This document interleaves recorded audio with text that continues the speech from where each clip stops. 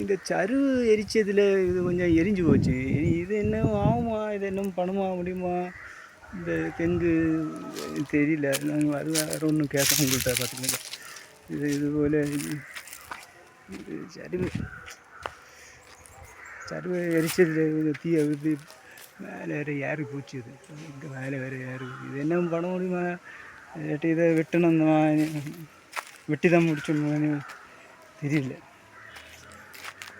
இந்த மரத்தினாலே நிறைய தர்க்கம் உண்டு பக்கத்து வீட்டுக்காரர்களுக்கு.